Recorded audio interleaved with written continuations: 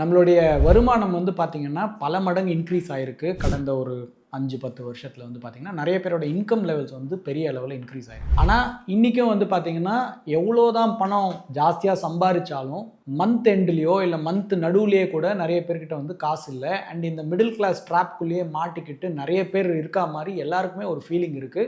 இது நெறைய நேரத்துல நம்மளே கூட உணர்ந்திருப்போம். இல்ல நம்மளுடைய ஃப்ரெண்ட்ஸ் யாராவது வந்து கூட நம்மகிட்ட சொல்லியிருப்பாங்க. ஸோ இதுக்கு முக்கிய காரணம் என்ன? அப்படின்றத பத்தி தான் நம்ம இந்த வீடியோல வந்து முக்கியமா பார்க்க போறோம். அண்ட் இந்த பிரச்சனையிலேருந்து எப்படி வெளியே வர போகிறோன்றதையும் அதுக்கான தீர்வையும் வந்து நம்ம இந்த வீடியோவில் பார்க்க போகிறோம். ஸோ நான் உங்கள் Sundar, mutual fund distributor. So கடந்த 20 வருஷமாக கிட்டத்தட்ட ஒரு 2000 குடும்பங்களோட முதலீட்டு பயணத்தில் நான் தொடர்ந்து பயணிச்சுட்டு இருக்கேன். அதை பெரும்பாலானவரோட கேள்வி என்னென்னா, எப்போ நான் இந்த மிடில் கிளாஸ்லேருந்து அடுத்த கட்டத்துக்கு நகருவேன் அப்படின்ற கேள்வி தான் எல்லாருக்குமே இருக்குது. அதை தான் நம்ம இன்றைக்கி வீடியோவில் பார்க்க போகிறோம். ஸோ முதல்ல நம்ம தெரிஞ்சிக்க வேண்டிய விஷயம் என்னென்னா, நம்மளுடைய வருமானம் வந்து பார்த்திங்கன்னா தொடர்ந்து இன்க்ரீஸ் ஆகிட்டே இருக்குது. ஆனால் நம்மளுடைய செலவுகள் வந்து பார்த்திங்கன்னா அதை விட ஜாஸ்தியாக இன்க்ரீஸ் ஆகிட்டே இருக்குது. இன்றைக்கி நம்ம வந்து ஒரு பொருளை வாங்க போனோம்னா, முன்னாடியெல்லாம் நம்ம வந்து என்ன பொருள் வாங்கணுமோ அந்த பொருளை வாங்குறதுக்காக ஒரு லிஸ்ட்டை கையில் வச்சுருப்போம். நேராக கடைக்கு போவோம், அந்த பொருளை வாங்கிட்டு நம்ம திரும்பி வந்துடுவோம். ஆனால் இன்றைக்கி வந்து பார்த்திங்கன்னா நம்மளோட கடைகள்லாம் வந்து பெரிய அளவில் மாறி இருக்குது. சூப்பர் மார்க்கெட் மாதிரி மாறி இருக்குது. அப்போது நான் எந்த பொருளை வாங்க போகிறேன்றதை தாண்டி நான் பார்க்குற பொருளெல்லாம் வாங்க ஆரம்பிச்சிடுறேன். அப்போ என்ன ஆகுதுன்னா, நான் 2000 ரூபாய்க்கு வாங்கணும்னு நினச்சிட்டு போனால் கூட ஆக்சுவலாக என்னோடய ஃபைனல் பில் வந்து பார்த்திங்கன்னா 4000 ரூபாவை தாண்டிடுது. அப்போ இந்த மாதிரி சின்ன சின்ன செலவுகள் நம்மளுக்கு வந்து செலவுனே தெரியாமல் நம்ம வந்து செலவு பண்ணிகிட்ருக்கோம். ஸோ இது வந்து பார்த்திங்கன்னா ஒரு முக்கியமான ஒரு காரணம். ஸோ இப்போ நம்ம வந்து ஒரு டிமார்ட் மாதிரி ஒரு இடத்துக்கு போனோம்னா, சம்டைம்ஸ் வந்து நம்ம ஒய்ஃபை கூட கூப்பிட்டு போனோம்னா, அவங்களுடைய கண்ணை வந்து கட்டிட்டு தான் நம்ம வந்து உள்ளே கூப்பிட்டுட்டு போகிற நிலமையில தான் இருக்கும். ஏன்னா அங்கே பார்க்குற பொருள் எல்லாத்தையுமே அவங்க வாங்கணும்னு நினைக்கிறாங்க. இன்ஃபேக்ட் குழந்தைங்களை கூப்பிட்டுட்டு போனால் அதை விட ரொம்ப முக்கியம். நோட் செக்ஷனுக்குள்ளே போனாங்கன்னா இதை வாங்கணும் அதை வாங்கணுன்ட்டு நம்ம வாங்கிக்கிட்டே இருக்கோம். அப்போ இன்வேரியபிளி நம்ம யோசித்து போன நம்பர் வேறு, கடைசியில் நான் பில் பண்ணுற நம்பர் வந்து டோட்டலாகவே வித்தியாசமாக இருக்குது. ஸோ இது வந்து நம்மளுடைய மிடில் கிளாஸில் வந்து மாட்டிக்கிறதுக்கான ஒரு முக்கியமான ஒரு காரணம். அதுக்காக பொருள் வாங்காமல் இருக்க முடியாது. கண்டிப்பாக நம்மளுடைய செலவுகளை வந்து ஒரு கணக்கு வச்சுருக்கணும். இதை விட ரொம்ப முக்கியமான ஒரு பிரச்சனை நம்ம எல்லாருக்கும் தெரிஞ்ச விஷயம்தான். ஒரு 5 வருஷத்துக்கு முன்னாடி நம்ம வந்து நம்ம ஃபேமிலிக்கு ஒரு ப்ரொவிஷன்ஸ்ன்னு வாங்க போயிருந்தோம்னா, மேபி 5000 ரூபாய் செலவாக இருந்ததுன்னா இன்றைக்கி அது 8000 ரூபாவாவது மாறி இருக்கும்.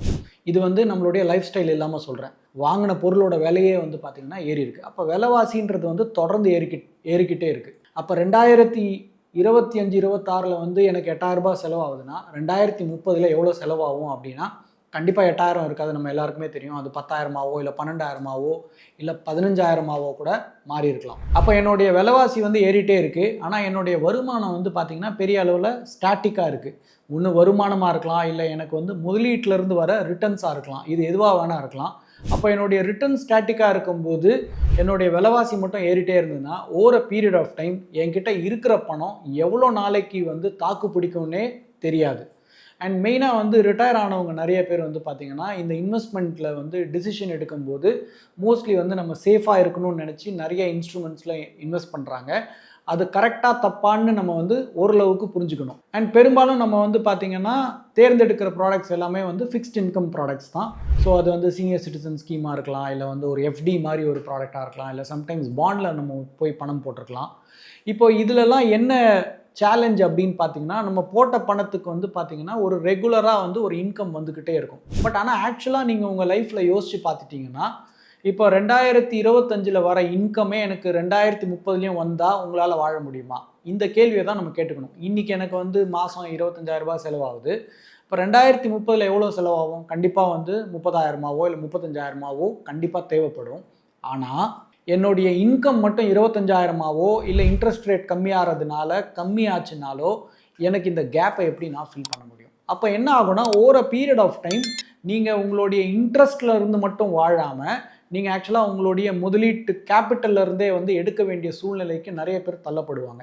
அப்போ அந்த மாதிரி ஒரு சூழ்நிலைக்கு நம்ம போயிட்டோம் அப்படின்னா, என்னுடைய கார்பஸ் என்கிட்ட வந்து 20 லட்சம் இருக்குது, இல்லை 30 லட்சம் இருக்குது, இல்லை ஒரு 50 லட்சம் இருக்குன்னா, இந்த கார்பஸ் எவ்வளோ நாள் என்னை வந்து காப்பாற்றும் அப்படின்ற கேள்வியை நம்ம வந்து தெரிஞ்சுக்கணும்.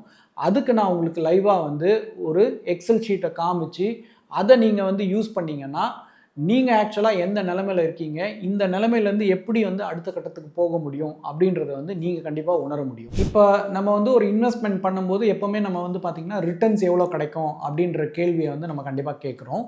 ஆனால் இன்னொன்று தெரிஞ்சிக்க வேண்டிய முக்கியமான விஷயம், இந்த கால்குலேட்டரில் வந்து 2 விஷயத்தையும் நம்ம கேப்சர் பண்ண போகிறோம். ஒன்று, நமக்கு எவ்வளோ ரிட்டர்ன்ஸ் கிடைக்க போகுது. 2வது வந்து எனக்கு வருஷம் அப்ராக்சிமேட்டாக எந்த அளவுக்கு வந்து விலைவாசி ஏறுது.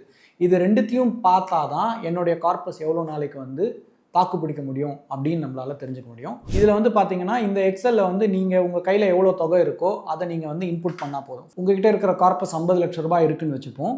அந்த ரிட்டர்ன்ஸ் வந்து 6% வளருதுன்னு வச்சுப்போம். 6% வளர்ந்ததுன்னா உங்ககிட்ட வந்து 3 லட்ச ரூபாய் கைக்கு கிட்டத்தட்ட ரிட்டர்ன்ஸ் கிடச்சிருக்கும். நீங்கள் அந்த 3 லட்ச ரூபாயும் விட்ரா பண்ணுறீங்கன்னு வச்சுப்போம். ஸோ அப்படின்னா மாதத்துக்கு உங்களுக்கு வந்து 25,000 ரூபாய் செலவு ஆகிருக்கும். இப்போ இந்த 25,000 ரூபாய் எடுத்து நீங்கள் வந்து லைஃப்பை ரன் பண்ணிக்கிட்டே இருக்கீங்க. ஆனால் என்ன ஆகுதுன்னா அடுத்த வருஷம் இந்த 3 லட்ச ரூபாய்க்கு உங்களால் வந்து அதே பொருட்களை வாங்க முடியாது. இன்கேஸ் இன்ஃப்ளேஷன் 6% இருந்ததுன்னா உங்களுக்கு அடுத்த வருஷம் கிட்டத்தட்ட 3,18,000 ரூபாய் தேவைப்படும்.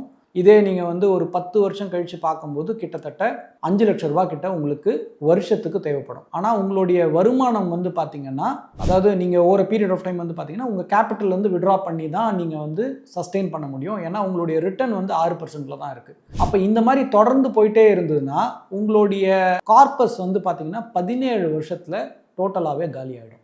இதை வந்து நம்ம புரிஞ்சுக்கணும். ஏன்னா நிறைய பேர் வந்து பார்த்தீங்கன்னா இந்த ஃபிக்ஸ்ட் இன்கம் ப்ராடக்ட்டில் பணத்தை போட்டுட்டு லைஃப் லாங்காக அதை விட்ரா பண்ணி யூஸ் பண்ணலான்னு நினைக்கிறாங்க. பட் இந்த எக்ஸலில் நீங்கள் பார்த்தீங்கன்னா தான் உங்களுக்கு ஆக்சுவலாக ஐடியாவே கிடைக்கும். இதே உங்களுடைய இன்வெஸ்ட்மெண்ட் ரிட்டர்ன் வந்து 8%ல வளருதுன்னு வச்சுப்போம். அப்போ என்ன ஆகும்னா உங்களுக்கு கிட்டத்தட்ட 21 வருஷம் வரைக்கும் உங்களுக்கு வந்து இந்த கார்பஸ் சஸ்டெயின் ஆகும்.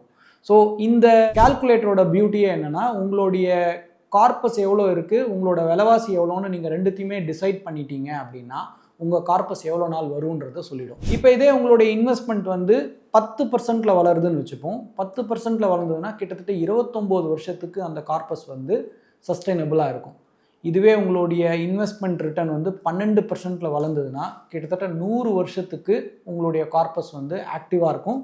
அப்படின்னா என்ன அர்த்தம்னா, நீங்கள் நல்லபடியாக வாழ்ந்து நல்லபடியாக உங்கள் லைஃப்பை என்ஜாய் பண்ணிவிட்டு ஒரு சைஸபிள் கார்பஸை உங்கள் ஃபேமிலிக்கு கொடுத்துட்டு கூட போக முடியும். ஸோ அதனால் நீங்கள் இன்வெஸ்ட்மெண்ட் பண்ணும்போது எனக்கு எவ்வளோ ரிட்டர்ன் கிடைக்குதுன்னு மட்டும் பார்க்காம இன்ஃப்ளேஷனை பாதிக்குதா அப்படின்றதையும் பார்த்து அந்த டிஃப்ரென்ஷியல் ஏதாவது இருக்கான்றதை தெரிஞ்சுக்கிட்டு நீங்கள் இன்வெஸ்ட்மெண்ட் பண்ணிங்கன்னா உங்கள் கார்பஸ் வந்து ரொம்ப நாள் வர முடியும். ஏன்னா ரொம்ப நாள் வந்தால் தான் நீங்கள் இன்னொருத்தரை சார்ந்து வாழாமல் நீங்களே உங்களுடைய காலில் நிற்க முடியும். ஸோ அதனால் இந்த எக்ஸல் கண்டிப்பாக உங்களுக்கு வந்து ஒரு பெரிய ஒரு ஐ ஓப்பனராக இருக்கும்னு நம்புகிறேன். ஸோ நம்மளுடைய டிஸ்கிரிப்ஷனில் வந்து இந்த எக்ஸலுக்கான லிங்க் கொடுத்துருக்கேன். நீங்கள் டவுன்லோட் பண்ணி உங்கள் நம்பரை போட்டு பார்க்கலாம். ஏன்னா இப்போ நான் 50 லட்ச ரூபான்றது வந்து ஒரு எக்ஸாம்பிளுக்காக தான் கொடுத்துருக்கேன். நிறைய பேர் கேட்கலாம், என்கிட்ட 50 லட்ச ரூபா இல்லையே, இதை நான் எப்படி யூஸ் பண்ணுறதுன்ட்டு. உங்கள்கிட்ட எவ்வளோ பணம் வேணா இருக்கலாம், 1 லட்சம் இருக்கலாம், 2 லட்சம் இருக்கலாம், இல்லை 1 கோடி ரூபாய் இருக்கலாம். நீங்கள் இன்புட் பண்ணி பார்த்தீங்கன்னா தான் ஆக்சுவலாக இதோடைய இன்ஃப்ளேஷனோட இம்பேக்ட் என்னன்னு உங்களுக்கு புரியும். இந்த இம்பேக்ட்டுக்கு ஏற்ற மாதிரி நீங்கள் உங்கள் லைஃப்பை பிளான் பண்ணிக்கிட்டிங்கன்னா கண்டிப்பாக ஒரு நாளும் உங்களுக்கு வந்து சந்தோஷமாக அமையும். இந்த மாதிரி ஃபினான்ஸ் ரிலேட்டடாக நிறைய விஷயங்களை வந்து தொடர்ந்து நம்ம சேனலில் வந்து சிம்பிளி சுந்தர் சேனலில் வந்து தொடர்ந்து நம்ம போட்டுகிட்டே வர போகிறோம். தொடர்ந்து நம்ம வீடியோவை ஃபாலோ பண்ணிகிட்டே வாங்க.